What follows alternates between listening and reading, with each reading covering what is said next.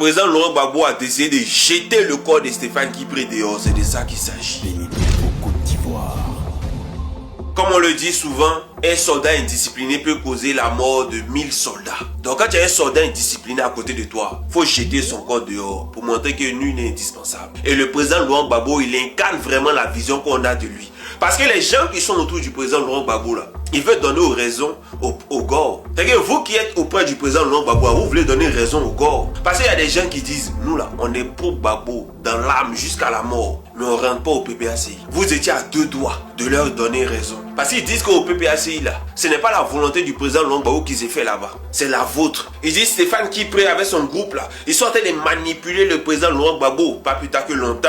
L'un des lieutenants aussi du président Laurent Gbagbo, comme Awa Dombello est venu dire sur un plateau télé que le président Laurent Gbagbo est en otage. Mais par cet agissement que le président Laurent Gbagbo vient de faire, en jetant vos corps dehors, bande d'indisciplinés, en jetant vos corps dehors, il montre que c'est quelqu'un qui maîtrise toujours le game. Il maîtrise toujours son parti et c'est lui qui prend les décisions. Et ça, c'est à saluer, c'est à féliciter. Faut avoir tes milliards, faut être qui tu veux. Mais ici, là, au PPACI, là, on ne joue pas les cahiers. Tu es indiscipliné, on jette ton corps dehors. Et pour ça, nous, on aimerait dire merci au président Laurent Gbagbo de rester droit dans ses bottes, de rester fidèle à ses convictions et de se tenir toujours prêt à lutter contre le 4e mandat. C'est un homme comme ça là qu'on suit. Vous pensez que le président Laurent Gbagbo, son nom, on lui a donné ça comme ça? Non, il s'est battu pour créer sa place. Il s'est battu pour créer son nom. Et au soir de sa vie, vous voulez prendre son nom pour mettre dans tout et n'importe quoi. Il vous confie des missions, vous partez, vous échouez lamentablement. Mais en vérité, vous n'êtes pas venu pour accomplir les missions du président Laurent Gbagbo, vous êtes venu accomplir les vôtres.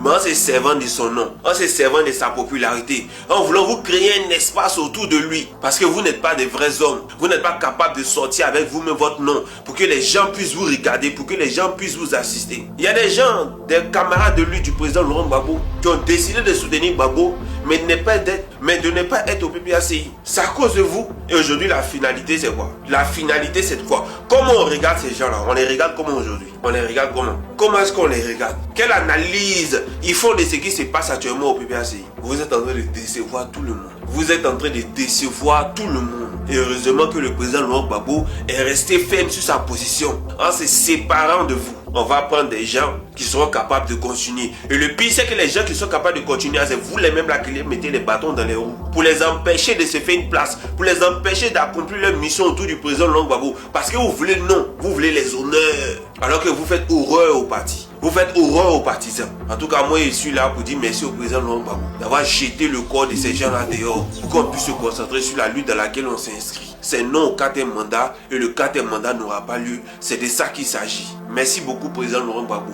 C'est pour ça qu'on vous suit. Parce que vous êtes un homme de vérité, vous êtes un homme de conviction et il n'y a pas d'hypocrisie à vous. Merci beaucoup, président.